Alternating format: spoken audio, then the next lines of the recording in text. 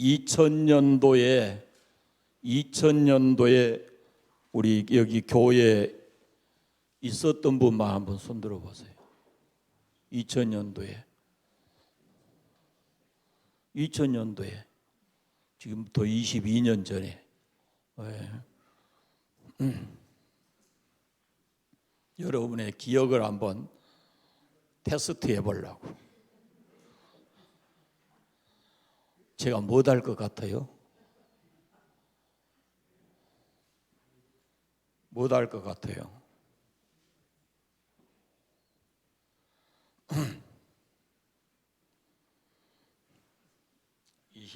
20년 전에, 22년 전에 딱 2000년도에 제가 이것을 논문을 쓰면서 했어요. 여기는 하나님, 꼭지점에는 하나님이 계시고, 여기는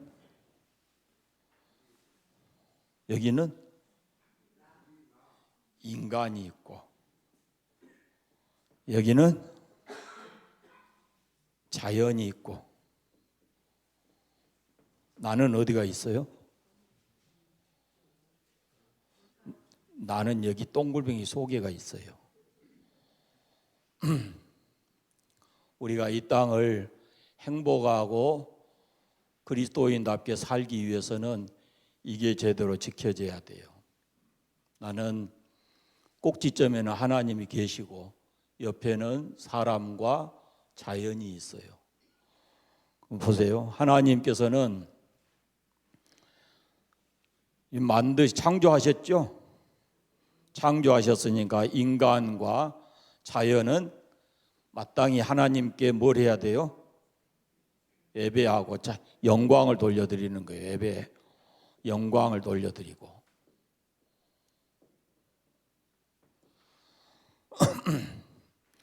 하나님께서 창조하셨고 인간은 하나님을 예배하고 자연은 하나님께 영광을 돌려드리고. 인간과 자연은 어떤 관계일까요? 창세기 1장에 뭐라고 그랬어요? 인간 보고 자연은 어떻게 하라고요? 정복하고 다스리라 그랬고, 자연은 그러면 인간에게 어떻게 해야 돼요? 인간과 서로 공생의 관계를 가져야 돼요. 이게 무너져 버리면은, 이게 안 되면 누가 고통스러워요? 우리 한 사람 한 사람이 고통을 당하게 되는 거예요.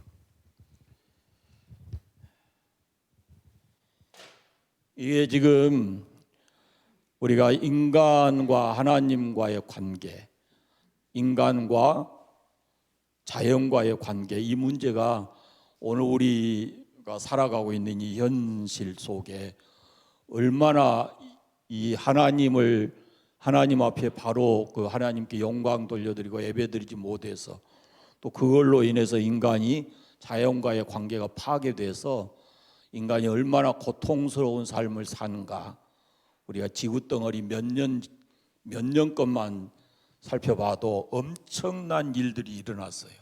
제가 몇 가지만 한번 소개해 볼게요. 총 2019년 9월 달에 호주 동남부에서 산불이 났죠. 산불이 나가지고 그 산불이 6개월 동안 지속이 됐어요. 알고 계시죠? 6개월 동안. 사람의 힘으로 끌 수가 없었어요. 원인이 뭐냐면은 지구 온난화예요. 누구의 사람의 실수로 불이 난 게 아니에요. 그 하늘에서 마른 번개가 쳐가지고 보통 우리가 번개라는 것은 비가 와야 번개 친다 이렇게 생각하지만, 마른 번개가 쳐가지고 그게 건조한 산에 붙어가지고 불이 생긴 거예요. 그래가지고 그게 6개월 동안 계속이 됐는데 1860만 헥타르가 탔어요. 이게 평방미터로 하면 18만 6천 평방미터예요. 우리 남한이 얼마인 줄 아세요? 22만 평방미터예요. 그러니까 그때 6개월 동안 탄 그 대지가 얼마나냐면은 우리 남한의 85%가 탔어요. 놀래도 안 하시네. 그게 얼마나, 우리 저기 저기 그 동네 탄 거 얼마나 탄 줄 아요? 저기가 어디다요? 울진 작년에 재작년에 났나요? 울진에 그 송이밭 소나무들 다 타버렸잖아요. 그 울진의 금강송이 우리나라에서 제일 많은 땅인데 그거 지키려고 전국의 소방대들이 거기 다 모여갖고 있었거든요. 거기 몇 개 그 울진군에 거기하고 위에 태백하고 남쪽에 영덕하고 거기 조금 그렇게 탄 거예요. 그런데 우리나라가 얼마나 뒤집어졌어요. 그때 우리나라 전 그 소방대원들 뭐 할 것 없이 헬기를 비롯해서. 근데 우리나라 한반도의 85%가 그때 타버렸어요. 사람은 이제 미리 다 대피시키고 이렇게 해서 많이 죽지 않았어요. 28명이 죽고 실종이 6명이고 주택은 1,300채가 탔고 건물은 5,700채가 타고 무너지고 거기에다가 정말로 안타까운 게 뭐냐면은 야생 동물이 5억 마리가 죽었어요. 호주에 뭔 동물이 많아요? 코알라하고 또 캥거루. 지금 이제 보존 동물이 됐어요. 그것들이 너무 많이 죽어버려 가지고 이제 그것들을 지켜야 될 동물이 됐다고 말이에요. 사람들이 그런 정도로 많이 죽었어요. 5억 마리. 시드니가 그때 조금 지나서 온도가 얼마였냐면은 48.9도. 상상이나 갑니까, 여러분? 잠도 지금 못 느끼잖아요. 제가 그 모로코에 갔을 때 그때 온도가 얼마냐면 42도인가 됐어요. 42도인가 됐는데 이렇게 그늘에 들어오면 거기는 습이 없으니까 시원해요. 그런데 이게 나가면은요 금방 타 죽을 것 같아요. 거기 1시간만 있으면 타 죽을 것 같아요. 그게 48.9도.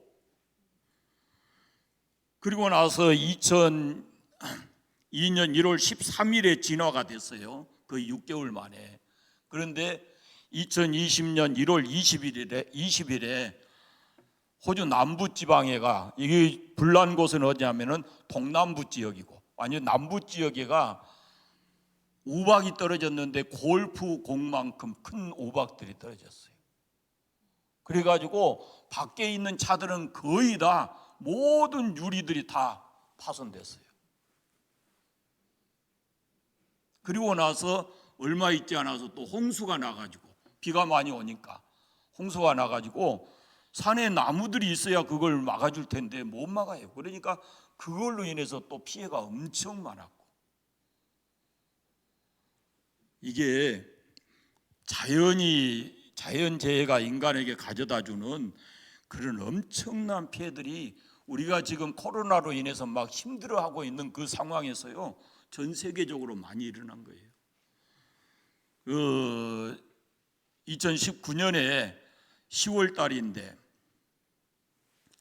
아프리카에 비가 많이 와요, 안 와요? 잘 안 온 지역이잖아요. 그런데 12월 달에 홍수 피해가 났고요. 2020년 그 동아프리카, 케냐, 소말리아, 에티오피아 이런 지역에요. 메뚜기 떼가 출몰을 했어요. 메뚜기 떼. 텔레비전에 가끔 보이죠. 보셨죠? 그런데 이 나라에 메뚜기 떼가 출몰을 했는데 그 숫자가 얼마냐면은 1,500만 마리.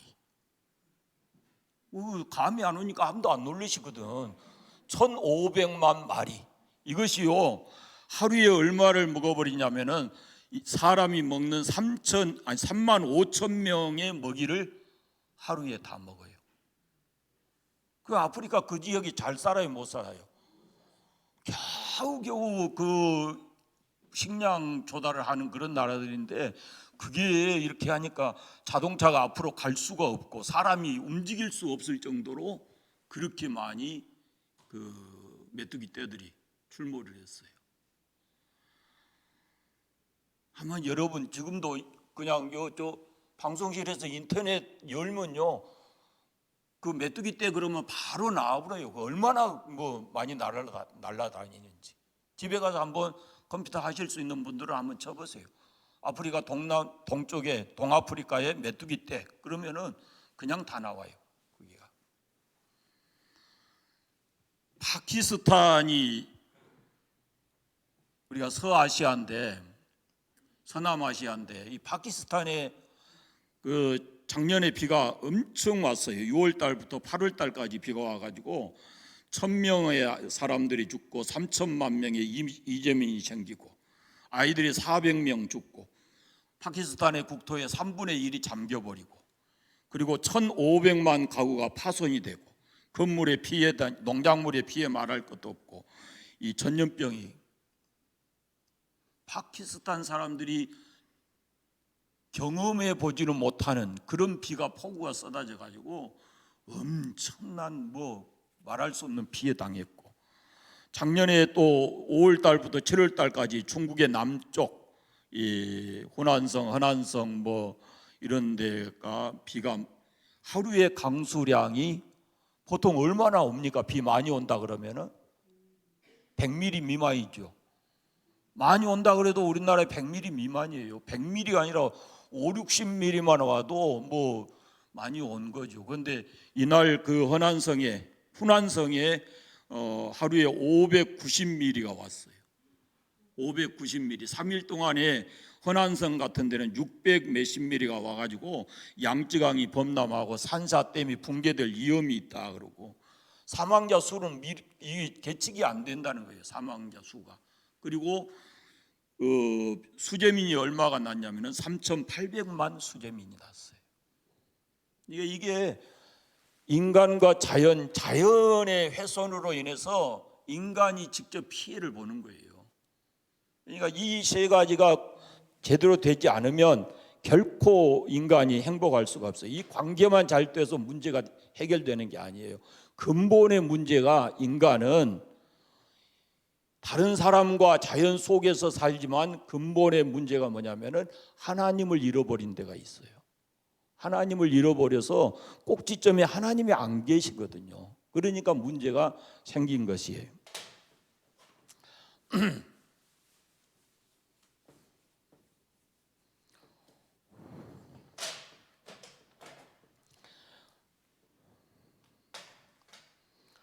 성경에 보면은 하나님이 계시고 그 다음에 하나님이 자연을 만드시고 그 다음에 하나님이 인간을 만드셔서 인간으로 하여금 이 자연을 다스리게 했잖아요.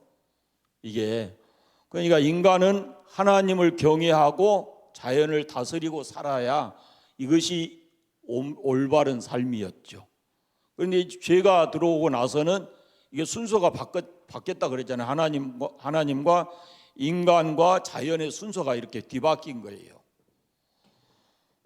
그래서 인간이 어떻게 해요?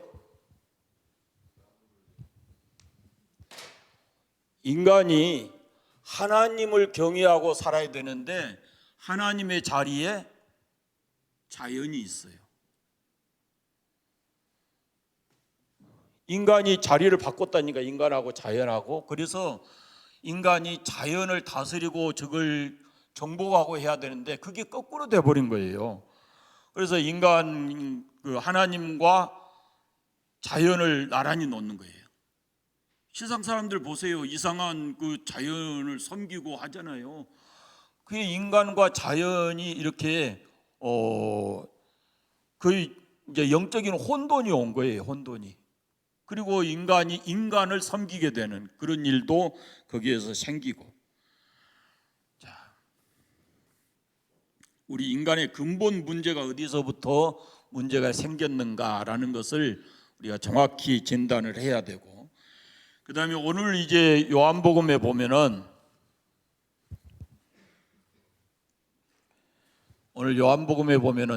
그런 말씀이 있어요. 하나님이 찾으시는 자. 하나님이 누굴 찾아요? 예배자를 찾아요. 하나님이 찾으시는 분은 예배자입니다. 예배하는 자. 돈 많은 사람 찾는 것도 아니고 공부 잘하는 사람 찾는 것도 아니고 뭐 좋은 직장 높은 자리에 있는 사람 찾는 게 아니에요.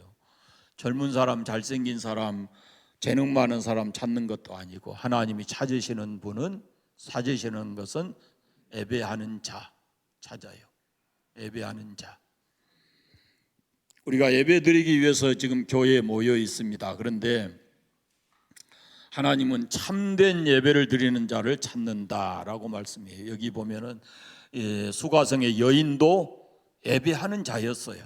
그런데 그 예배가 하나님이 기대하시는 그런 참된 예배가 아니었거든요. 자, 수가성에서 만난 그 여인과 예수님의 대화 가운데서 우리가 이 예배에 대한 것을 몇 가지로 확실하게 이렇게 할 수 있습니다. 첫째는 23절의 말씀을 보십시오. 아버지께서 이렇게 예배하는 자들을 찾으시느니라 그럽니다. 아버지가 누구예요? 하나님이십니다. 하나님께서 그러니까 예배하는 자들을 찾으신다 그 말이에요. 하나님은 예배하는 자들을 찾습니다. 하나님을 아버지로 믿는 사람은 예배자여야 된다라는 겁니다. 하나님을 아버지로 믿는 사람은 그 사람은 그리스도인이고 그 사람은 성도고 그 사람은 교인이에요.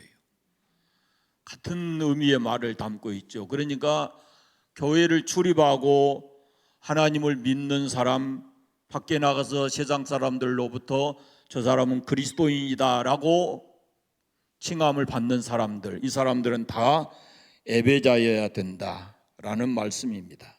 이게 한마디로 통틀어서 말하면 성도는 예배자다. 이것이 핵심이죠. 그 다음에 하나님이 찾으신다 그럴 때 예배하는 자들을 찾는다 그랬는데 그 찾으신다는 의미가 뭐냐 그러면은 헬라 말에 보면은 자식을 잃어버린 부모가 그 자식을 찾는 것처럼 애타는 마음이라고 그랬어요. 그 찾는 마음이, 찾는 것이, 자식을 잃어버린 부모가 그 자식을 찾는 것과 같이 애타는 마음으로 하나님께서 예배하는 자들을 찾으신다라고 되어 있습니다. 낮에도 잠깐 말씀드렸지만은 하나님께서는 이렇게 참된 예배자를 찾고 계시는데 사람들은 교회 안에서 뭘 찾느냐면은 예배 프로그램을 찾고 있는 거거든요. 사람들이 흥미를 끌어줄 만한 프로그램이 뭐 있는가라는 것을 찾고 있는 거예요. 그래서 교회가 프로그램을 만들어냅니다. 그래서 사람들이 프로그램이 좋으면 사람들이 많이 모이고, 근데 그 프로그램이 교회의 목적이 아니죠. 그런 여러 가지 도구로 사용되어지고 진짜 중요한 것은 교회 오는 사람들이 하나님을 예배하는 자여야 된다라는 말씀입니다. 하나님 지금도 동일하게 말씀대로 예배하는 자들을 찾습니다. 어제나 오늘나 영원토록 동일하신 분인데 그 옛날에도 하나님께서 이런 예배자를 찾으셨고 지금도 하나님은 이렇게 예배하는 자들을 찾고 계시고 앞으로도 하나님은 변함없이 이렇게 예배하는 참된 예배자들을 찾고 계신다라는 말씀입니다. 여기 또 몇 가지 중요한 게 있습니다. 예배의 대상, 예배의 조건, 예배의 방법 이런 것인데, 자, 예배의 대상이 누굽니까? 하나님입니다. 오직 창조주 하나님. 거기다 우리는 이미 단순한 그냥 창조 피조물만이 아니고 우리는 이미 구원받은 하나님의 자녀이기 때문에 구원받은 사람은 예배자여야 된다라는 겁니다. 하나님을 예배해야 됩니다. 창조주이시기 때문에 예배드려야 되고 우리의 구원자이시기 때문에 하나님께 예배해야 된다라는 겁니다. 예배의 대상이 제일 중요해요. 예배의 대상이 누구에게 예배하느냐. 예배 형식을 띠고 있을지라도 그 예배의 대상이 누구냐라는 것이 중요한 것이죠. 그래서 예배의 시작을 우리가 하나님께서 우리를 예배자로 부르셨다라고 시작하잖아요. 하나님 우리를 예배자로 부르셨기 때문에 우리가 온 마음을 다해서 그 하나님을 예배해야 된다라고 말합니다.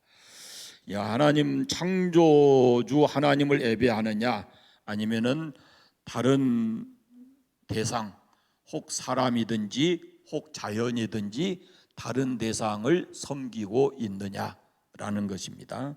그 예배의 대상이 중요하고, 그 다음에 예배의 자격, 예배자의 자격. 누가 예배할 수 있을까요?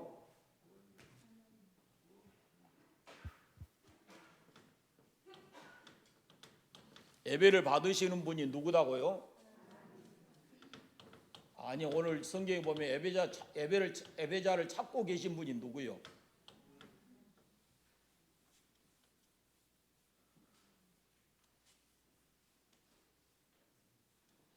아버지께서 이렇게 예배하는 자들을 찾으시느니라 그랬죠. 아버지께서 이렇게 예배하는 자들을 찾으시느니라. 23절에 보시면 아버지께서 참되게 예배하는 자들을 찾는다 그러잖아요. 아버지께서는 자기에게 이렇게 예배하는 자들을 찾으시느니라. 23절에 거듭 나오는 게 뭐예요? 아버지. 예배 자격이 누구냐면은 하나님을 아버지라고 부른 사람들이에요. 하나님을 아버지라고 부른 사람들은 예배자의 자격이 있다 그 말입니다.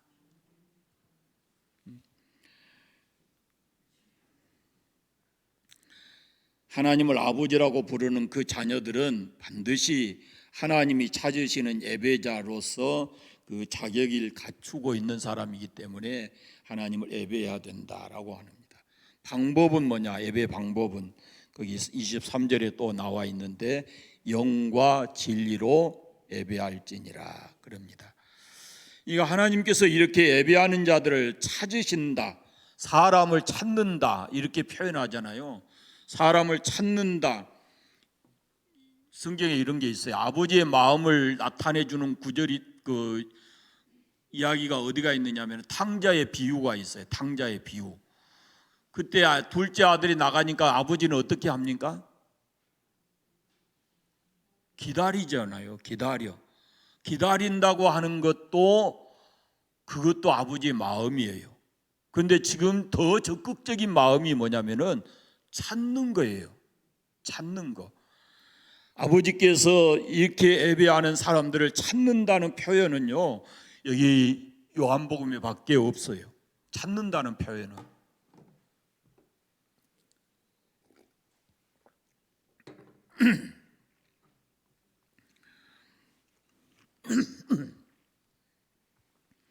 어제 오늘 같은 날씨는 전 숨쉬기조차도 힘들어요. 여기다 마스크 쓰고 있으면요 진짜 깝깝해 죽겠어요.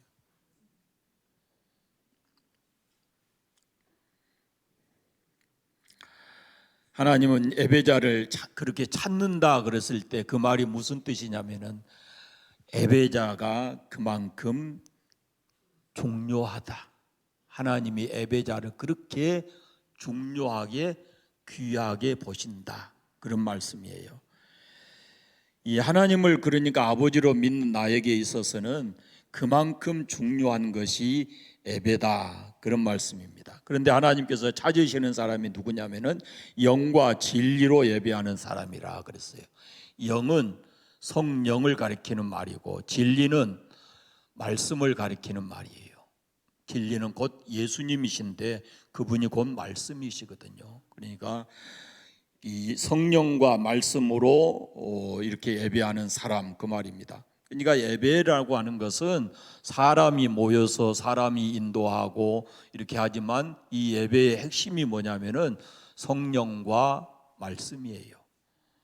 성령과 말씀, 그것이 예배의 지배를 받습니다. 그러니까 그렇게 예배하는 자들을 찾으신다 그랬습니다. 첫째 주일에 제가 잠깐 말씀드렸는데 성경에 예배 잘못 들여서 실패한 사람들이 있어요. 첫째 생각난 사람이 가인이죠.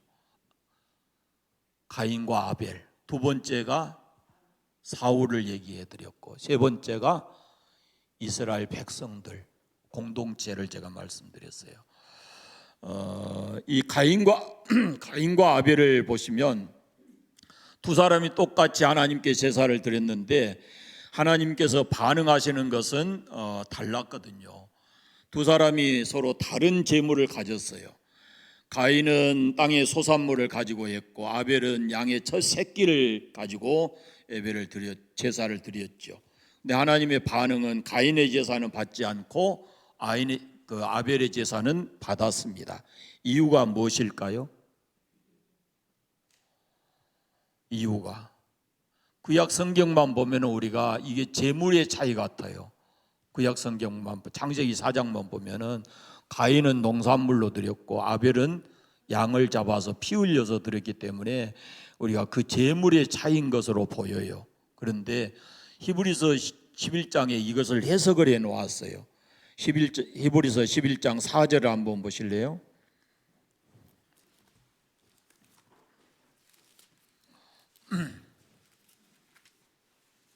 히브리서 11장 4절 같이 읽어보겠습니다. 믿음으로 아벨은 가인보다 더 나은 제사를 하나님께 드림으로 의로운 자라 하시는 증거를 얻었으니 하나님이 그 예물에 대하여 증언하심이라. 그가 죽었으나 믿음으로써 지금도 말하느니라. 아멘. 재물의 차이가 없는 것은 아니에요. 거기 4절 말씀을 보시면 그 예물에 대하여 증언하심이라 그랬죠. 그러니까 재물의 문제가 전혀 없는 것은 아니지만 더 중요한 것이 뭐냐면은 믿음이에요.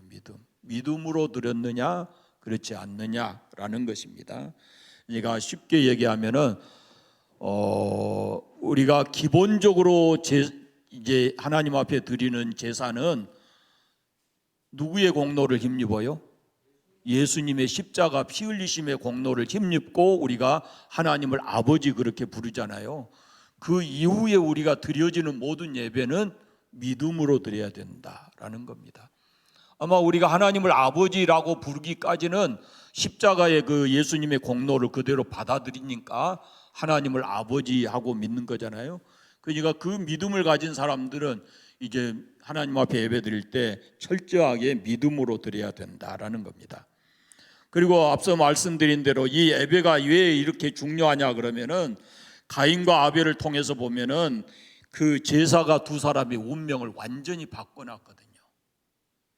그들의 운명을 바꾼 것이 바로 그 제사였어요. 한 사람은 그 제사를 받았고 한 사람은 그렇지 않고. 그러니까 가인을 볼 때 그 제사를 통해서 그 자신만이 아니라 그 후손들까지도 엄청난 그런 그 죄악에 빠지고 말아요. 창세기 4장만 딱 읽어보셔도 그 몇 대 손까지 이렇게 라멕이라는 사람이 나오는데 엄청난 죄악에 빠져서 그 자기 죄를 자랑할 만큼 그렇게 됐으니까요.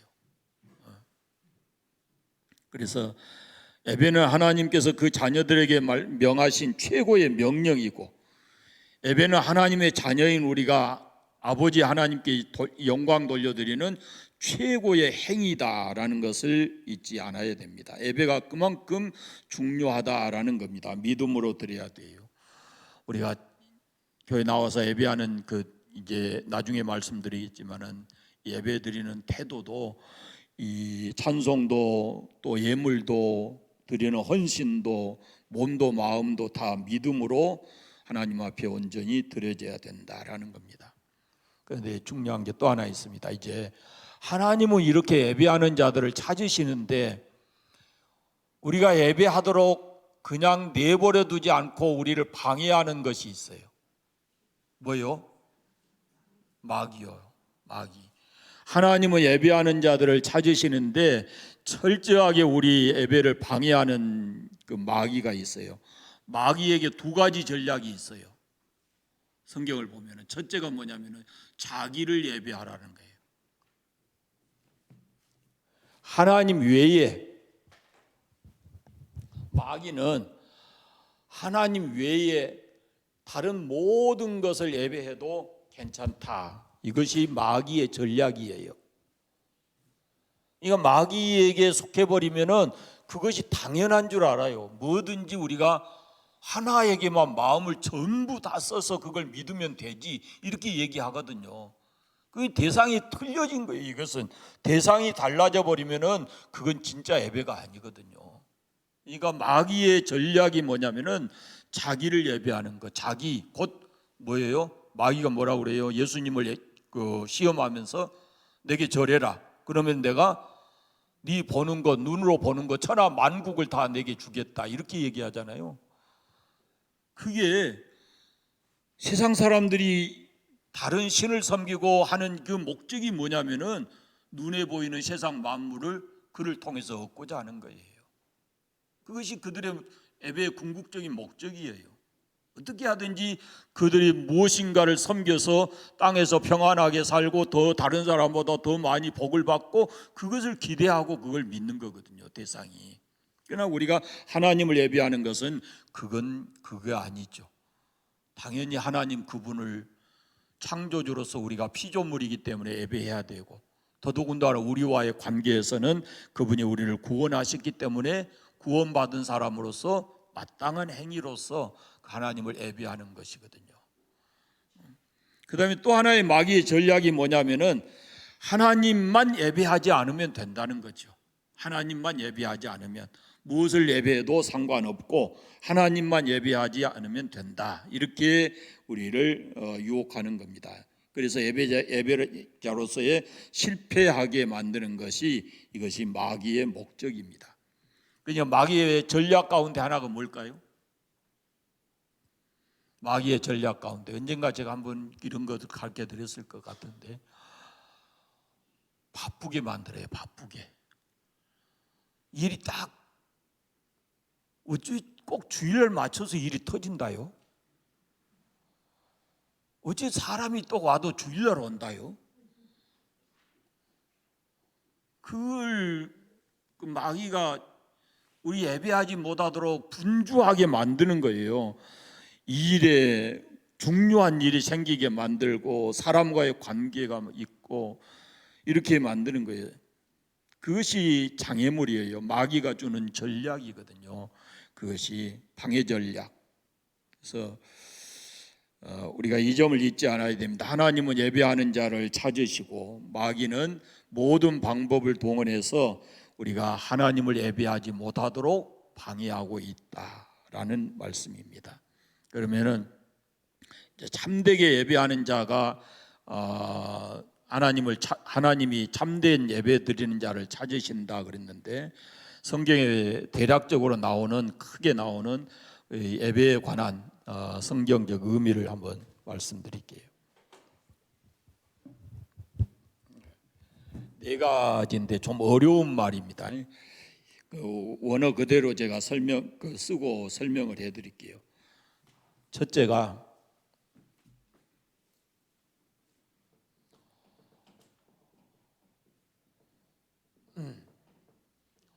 샤하아, 이것이 샤하 예배인데 이건 무엇이냐면 성경 찾아보겠습니다. 출애굽기 4장 31절 출애굽기 4장 31절 말씀입니다.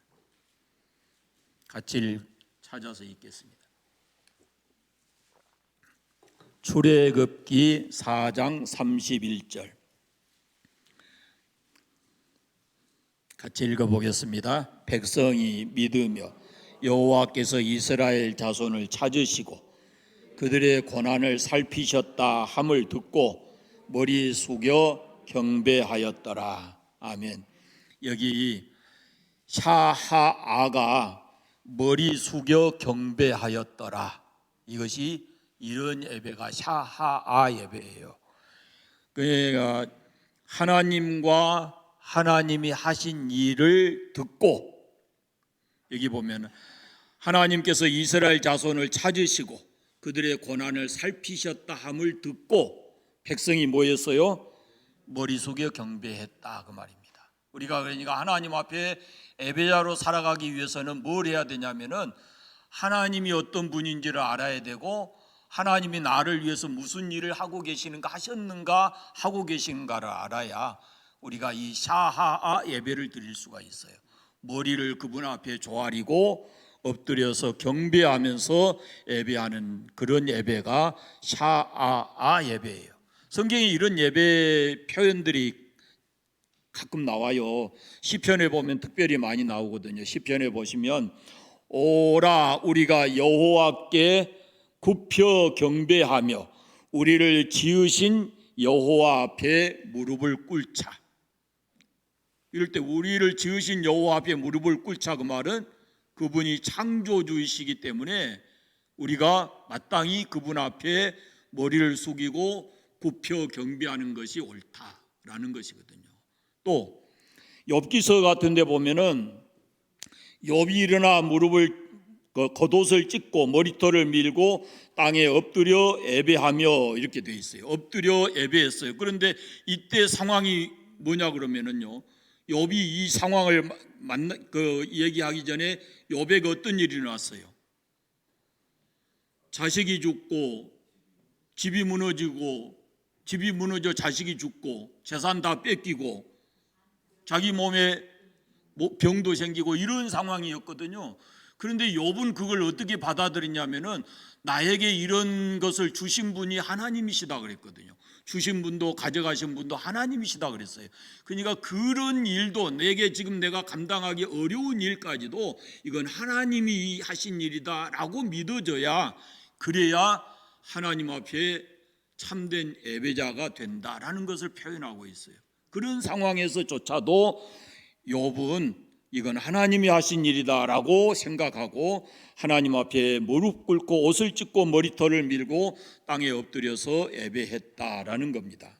그러니까 이게 우리가 드릴 진정한 예배예요. 샤 예배는 하나님이 어떤 분이신가, 그 하나님이 나를 위해서 어떤 일을 하셨는가라는 것을 그걸 예배하는 거예요. 시편 150편을 한번 찾아보겠습니다.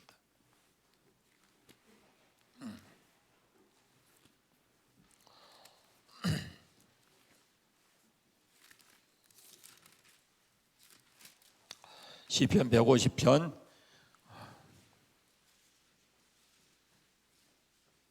1절 2절을 보겠습니다. 할렐루야, 그의 성소에서 하나님을 찬양하며 그 권능의 궁창에서 그를 찬양할지어다. 그의 능하신 행동을 찬양하며 그의 지극히 위대하심을 찬양할지어다. 이 찬양이라는 것이 우리 예배인데요, 뭘 말씀하고 있냐면은 1절에 보시면 하나님을 찬양하라, 궁창 그분이 행하신 능하신 행동을 찬양하고 그분이 지극히 위대하심을 찬양하라 이렇게 하잖아요. 그러니까 하나님의 하나님 되심을 찬양하는 것이고 하나님이 우리 가운데서 행하신 일, 그것을 찬양하는 거예요. 그걸 알아야 우리가 이 하아 예배를 드릴 수 있다 그 말입니다. 그게 구약 성경에 나오는 예배자들의 진정한 참된 예배자들의 태도입니다. 두 번째,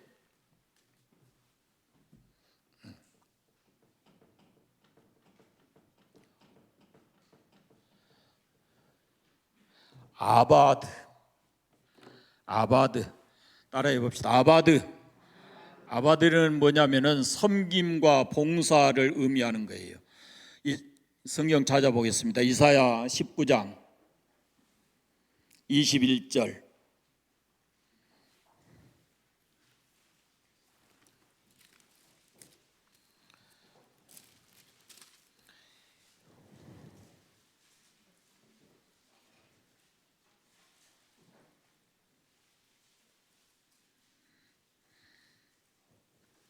이사야 19장 21절 같이 읽어보겠습니다. 여호와께서 자기를 애굽에 알게 하시니 그날의 애굽이 여호와를 알고 제물과 예물을 그에게 드리고 경배할 것이요 여호와께 서원하고 그대로 행할 것이다. 자, 애굽에서 종살이하고 있는 이스라엘 백성들이 하나님이 모세를 통해서 들려주신 그 하나님이 누구신가를 알고, 그리고 그 하나님께 제물과 예물을 드려서 경배하는 그것을 가리켜서 아바드 예배라고 얘기를 했습니다. 그러니까 하나님을 주인으로 모시고 자기들은 종으로 여기면서 그분을 위해서 봉사한다라는 겁니다. 이건 쉽게 얘기하면 이 아바드 예배는 자신의 재물과 예물을 하나님께 드려 봉사하고 희생하는 그 예배가 아바드 예배입니다. 자신에게 속한 것을 가지고, 자신에게 있는 것을 가지고 하나님께 드려 봉사하고 헌신하는 예배, 그것이 아바드 예배입니다.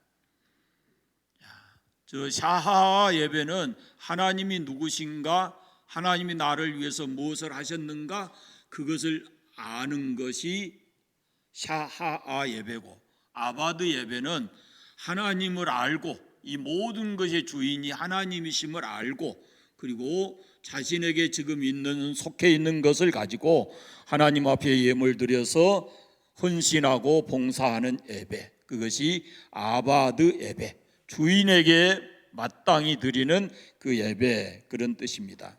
이 두 가지는 구약 성경에 주로 나와 있는 그 예배이고,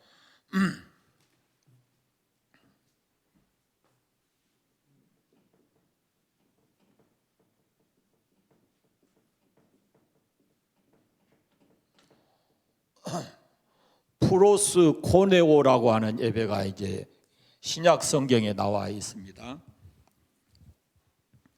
프로스 코네오.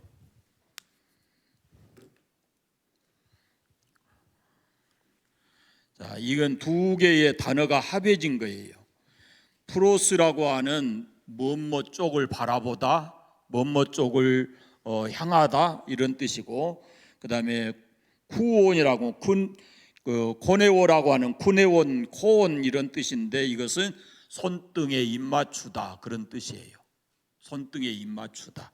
이게 무엇을 얘기하냐면은 이 신약 성경에 가장 많이 나오는 예배의 그 단어예요. 프로스 코네오, 쿠네오 뭐 이렇게 부르는데, 이것은 누구의 손에 입맞추는 것처럼 그렇게 드리는 예배다, 그 말이에요. 그게 뭐냐 그러면은, 여러분 누구의 손에 입맞춘다고 하는 것은 그 무슨 의미가 있을까요? 손에 입맞춘다. 어떤 사람에게 우리가 우리 문화에서는 잘 안 하지만, 이게 어떤 사람에게 손에 입을 맞춘다, 그런 뜻은 무슨 뜻이 있어요? 존경한다는 뜻이거든요. 손에 입 맞춘다고 하는 것은 존경한다는 뜻이 있고, 더 나아가서 손등에 입 맞추는데, 그냥 입 맞춘다라고 하는 것은 존경의 뜻과 아울러서 신뢰한다라는 뜻이 있어요. 사랑하고 신뢰한다라는 뜻이 있어요.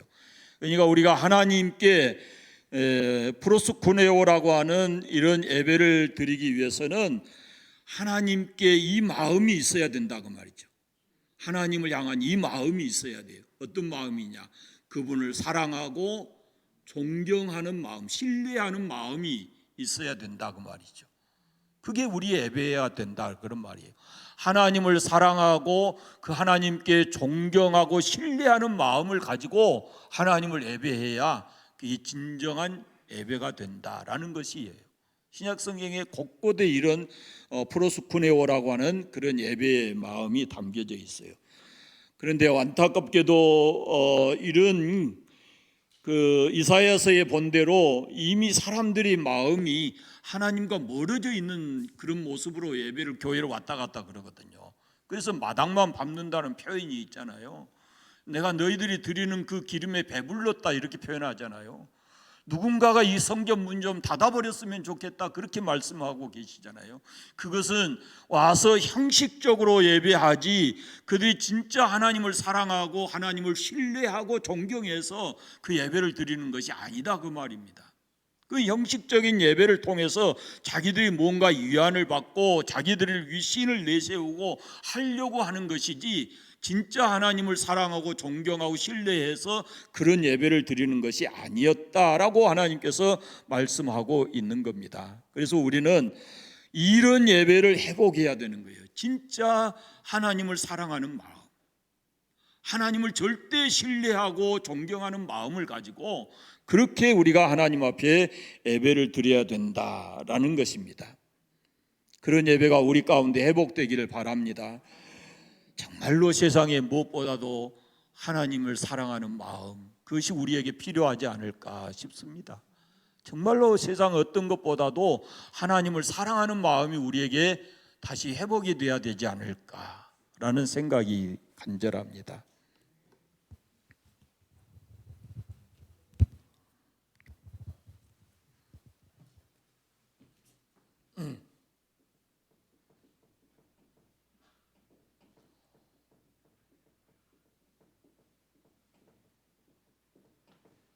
레이 투르기아라고 하는 신약 성경의 또 다른 예배의 형태가 있습니다. 레이 투르기아.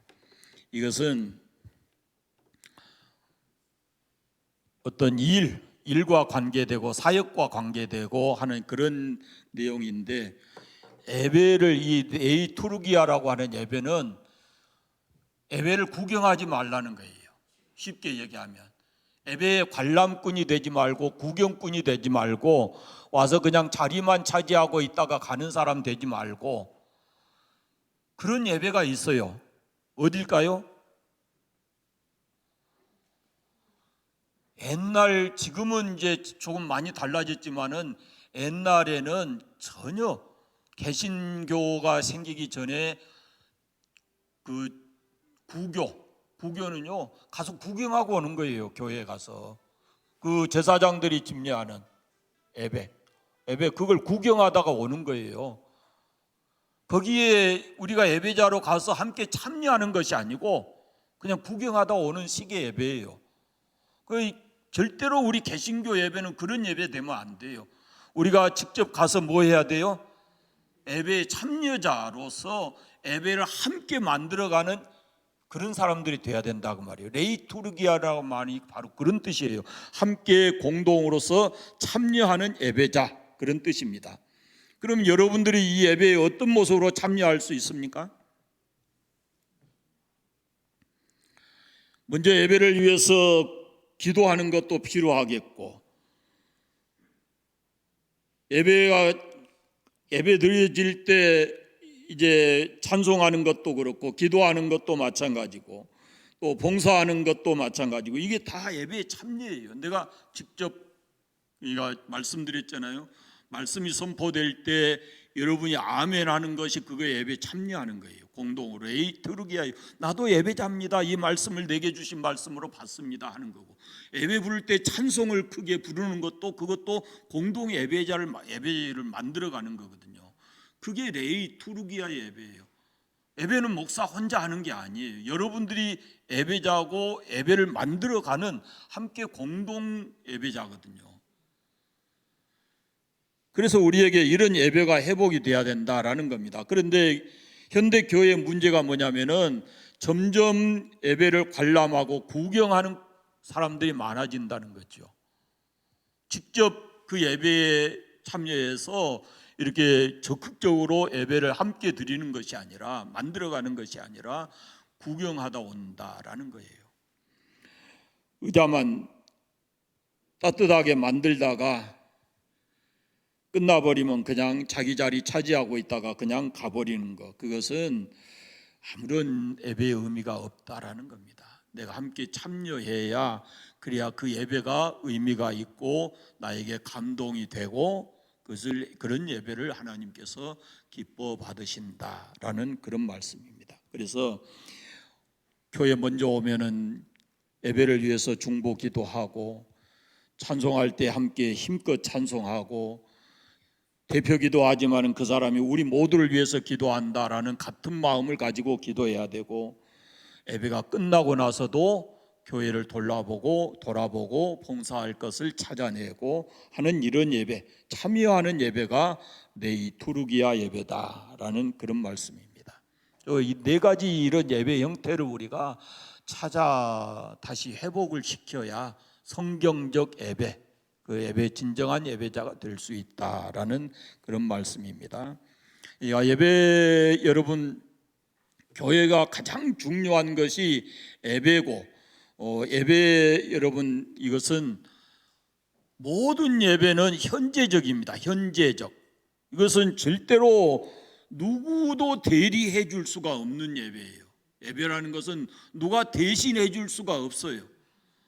그러니까 내가 예배자이고 예배 현장에 내가 언제나 있어야 된다라는 그런 말씀입니다. 그러니까 그냥 예배 드릴 때 우리가 순서를 맡았으면은 그것이 그냥 단순히 순서 맡은 게 아니에요. 그것은 뭐예요? 내 투르기아 예배에 내가 함께 중요한 몫을 하고 있는 거예요. 함께 우리 예배를 만들어가는 그 예배에 내가 어느 한 부분의 순서를 맡았다 그러면은 그 예배를 공동으로 만들어가는 중요한 책임자예요. 이거 쉽게 생각하면 안 돼요. 안내하는 것에서부터 시작해서 찬양을 인도한다든지 기도한다든지 하는 이 모든 것들이 바로 함께 예배를 만들어가는 내리 투르기아 예배를 하고 있는 것이거든요. 그래서 어느 한 사람도 예배를 위해서 중요하지 않는 사람이 없다라는 겁니다. 찬양대원도 마찬가지고 헌금위원도 마찬가지고 다 함께해서 그 예배를 완성시키는 것이기 때문에 그래서 함께 참여하는 이 레이 투르기아 예배가 우리에게 회복이 되어야 된다라는 겁니다. 예배를 자체가 중요하지만 그 예배에 참석해서 공동의 예배를 만들어가는 그것이 우리에게 회복이 되어야 된다라는 그런 말씀입니다. 여러분이 예배에 대해서 중요하게 이렇게 생각하고 그리고 예배를 좀 더 깊이 성경적으로 이해하고 예배 잘 드리는 그런 사람들 되시기를 바랍니다. 예배의 최우선순위를 예배에다 두고 그리고 신앙생활을 해가시기를 바랍니다. 기도하겠습니다. 감사합니다. 하나님 아버지, 오늘 새해 둘째 주일을 맞아서 우리가 함께 예배에 관한 귀한 말씀을 함께 나누었습니다. 하나님, 우리가 예배자가 되기를 원하신 줄 믿습니다. 하나님, 찾으시는 참된 예배자 되게 하시고 우리 교회가 성경적 예배를 찾아서 하나님이 원하시는 그런 진정한 예배 드리는 교회가 되게 해주시기를 원하옵고 기도합니다. 특별히 우리가 하나님께 예배할 때 예배를 방해하는 마귀가 있음을 깨닫게 하셔서 예배에 최선을 다하게 하시고 특별히 우리에게 맡겨주신 예배의 모든 사역들을 공동으로 아름답게 만들어가는 그런 함께하는 예배를 드릴 수 있도록 은혜 베풀어 주시옵소서. 진정으로 우리가 하나님을 사랑하고 하나님을 신뢰하는 마음에서 예배할 수 있게 하시고 하나님 되심을 예배하고 하나님이 우리를 위해서 일해 주심을 예배하는 저희들 되게 해 주시기를 간절히 원하옵고 기도합니다. 관산교회가 예배가 살아나게 하시고 모든 성도들이 예배에 관심을 가지고 더 열심히 하나님 기뻐하시는 예배를 잘 드릴 수 있도록 은혜 베풀어 주옵소서. 우리에게 기도의 문도 열어주시고 찬양의 힘도 더해 주셔서 마음껏 하나님을 찬양하고 살아갈 수 있도록 은혜 베풀어 주시기를 원합니다. 이제 또다시 삶의 연장에 갑니다. 하나님, 우리의 삶의 연장에 어렵고 힘든 일들 많이 있지만 그것 때문에 낭망하지 않게 하시고 도우시는 하나님 나와 함께 계심을 믿고 담대하게 이 한 주간도 살아갈 수 있도록 은혜 베풀어 주옵소서. 우리 모두가 한 주간도 승리하게 해주시기를 간절히 원하옵고 예수 그리스도의 이름으로 기도드립니다. 아멘.